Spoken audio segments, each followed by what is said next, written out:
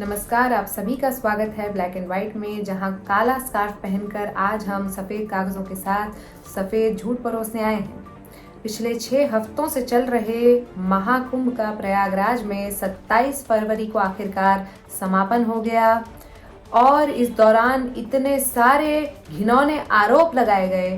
कहा गया कि वहाँ का पानी शुद्ध नहीं है, नहाने लायक नहीं है, वहाँ के पानी में फीकल मैटर है, कोलीफॉर्म बैक्टीरिया है और न जाने क्या क्या कहा गया।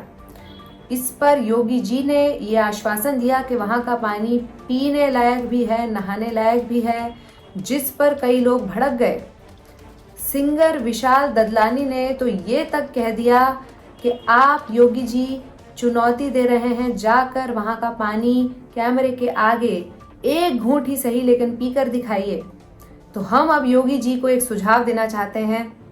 योगी जी को एक पुराने खिलाड़ी को मैदान में उतार देना चाहिए। तो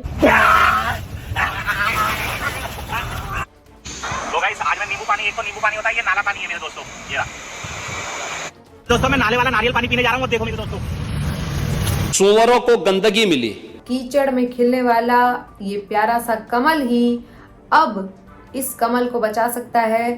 पुनीत सुपरस्टार से आग्रह है कि जाइए कैमरा के आगे एक घूंट इस पानी का पीकर दिखा दीजिए और करारा जवाब दीजिए योगी जी के सारे दुश्मनों को और उन्हें बताइए कि ये पानी पीने के लिए कितना अच्छा है। अगली खबर भी प्रयागराज से ही है, जहां पिछले हफ्ते कैटरीना कैफ भी डुबकी लगाने गई। तो फिर लोगों ने कहा कि देखिए अब कहाँ गए वो लोग जो कह रहे थे यहाँ का पानी खराब है। इतनी बड़ी हीरोइन होकर जब ये यहाँ पर डुबकी लगा सकती हैं तो आप जैसे गरीब लोग क्यों कह रहे हैं कि वहाँ का पानी खराब है। कैटरीना कैफ ने भी वहाँ पर डुबकी लगाई और ऐसे पानी में डुबकी लगाने के बाद उनके पास कोई लास्ट रिजॉर्ट नहीं बचा। उनका लास्ट रिजॉर्ट था वो हेल्थ रिजॉर्ट, जहाँ पर अब वो गई हैं अपनी सेहत का उपचार करने के लिए। दरअसल कैटरीना कैफ को कमली कमली गाने पर नाचना शायद भारी पड़ गया, क्योंकि सारे कमल छाप कमले उनके पीछे पड़ गए और उन्हें अपनी ही टोली का बताने लग गए हैं। तो अब पता चला है कि कैटरीना कैफ हेल्थ रिजॉर्ट में गई हैं। इसका मतलब शायद कैटरीना कैफ सैफ नहीं है। जब अब सैफ ही सैफ नहीं रहे हैं तो कैफ कैसे सैफ रह सकती हैं। कुंभ में 67 करोड़ लोग आए। हाल ही में ये आंकड़ा सामने आया है, 67 करोड़। हमने 100 करोड़ की उगाही की थी, तो 100 करोड़ से कुछ ही करोड़ कम, अगर 67 करोड़ में कुछ और करोड़ जुड़ जाते तो 100 करोड़ की उगाही जो हमने की थी उतना आंकड़ा हो जाता। बहरहाल 67 करोड़ लोगों का आना एक बड़ी खबर है। ये उन लोगों के गाल पर करारा तमाचा है जो कुछ दिनों पहले तक कह रहे थे कि सरकार भगदड़ में कितने लोग मरे ये नहीं गिन पा रही है। सरकार जब 67 करोड़ लोग गिन सकती है तो भगदड़ में कुछ चंद लोग जो घायल हुए या फिर जिन्होंने अपनी जान गंवाई वो गिनना सरकार के लिए कौन सी बड़ी बात है। इसीलिए 67 करोड़ लोगों का आंकड़ा देकर सरकार ने सभी का मुंह आखिरकार बंद कर दिया है और करारा तमाचा दिया है अपने विद्रोहियों के गाल पर। तो कुंभ में आए 67 करोड़ लोगों की गिनती से चलते हैं ट्रंप से की गई विनती की ओर।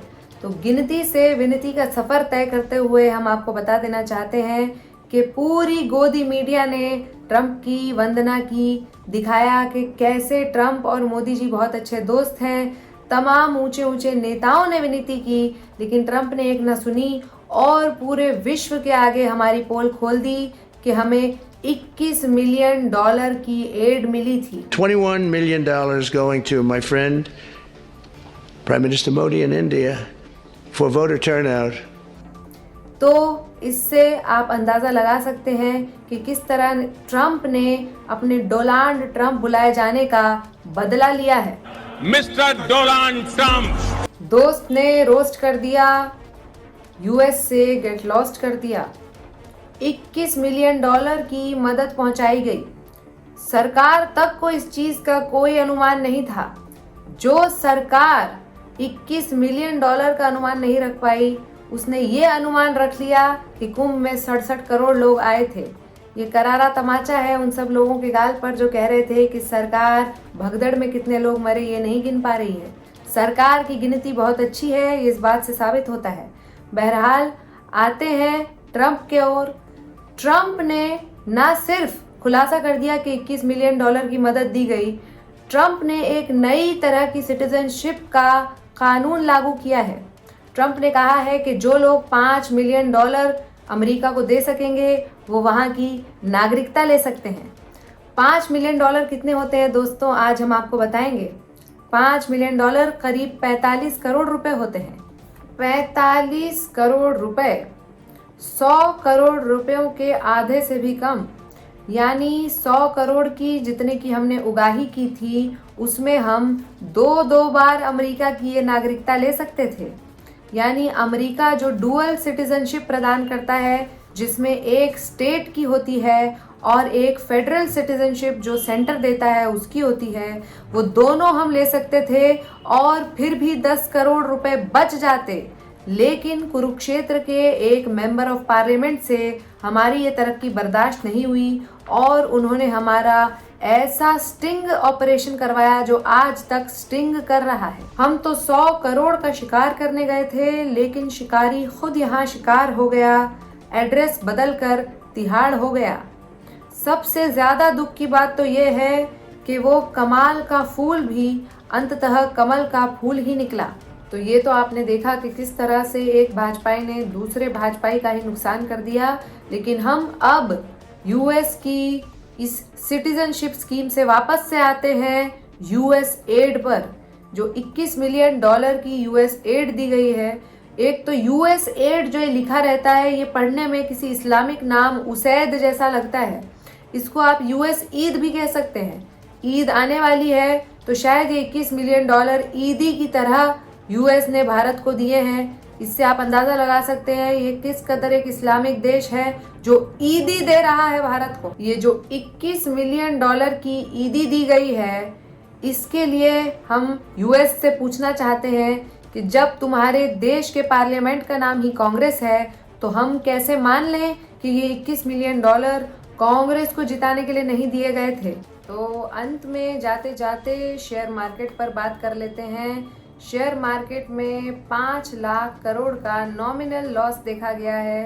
5 लाख करोड़ का नुकसान किया गया है और ये सरकार ने गिन लिया है। लेकिन सरकार ये नहीं गिन पाई कि स्टैम्पीड में, भगदड़ में कितने लोग अपनी जान गंवा बैठे। शायद ये सरकार करोड़ों से नीचे गिन ही नहीं पाती है, उसे गिनती ही नहीं आती है। ये बेहद अमीर सरकार है, करोड़ों से नीचे बात नहीं करती है। इसलिए लोगों से आग्रह है कि छोटी मोटी गिनती का बोझ सरकार पर ना डाला करें, बड़े बड़े गिनती का बोझ डाला करें। जैसे 5 लाख करोड़ रुपए जिसका नुकसान शेयर मार्केट को अभी हाल में झेलना पड़ा है। शेयर के ऊपर एक शेर सुनाना चाहते हैं कि सरकार चाहे मार्केट को कितना भी ऊपर खींचे, शेयर आखिरकार आ ही जाते हैं नीचे। लेकिन सरकार को घबराने की कोई ज़रूरत नहीं है। अब मैदान में एक पुरानी खिलाड़न आ चुकी हैं। ये खिलाड़न इस खेमे के लिए ज़रूर नहीं है, लेकिन खेल में पुरानी है और ये जिस भी टीम से खेलती हैं उसका क्या हश्र होता है ये आप आईपीएल में देख सकते हैं। जी हाँ, हम बात कर रहे हैं चाइनीज़ एजेंट प्रीति जिंटा के बारे में।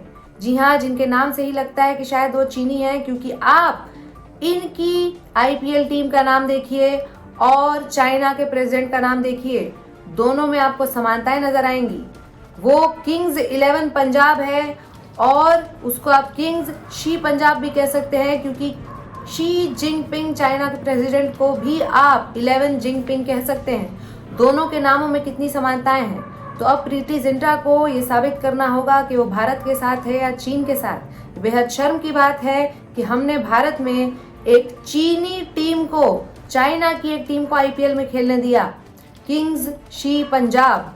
इसीलिए प्रीति जिंटा को अब अपनी आईपीएल टीम का नाम बदलकर किंग्स शी पंजाब की जगह किंग्स मोदी जी पंजाब रख देना चाहिए और ये साबित करना चाहिए कि वो चाइना की एजेंट नहीं है।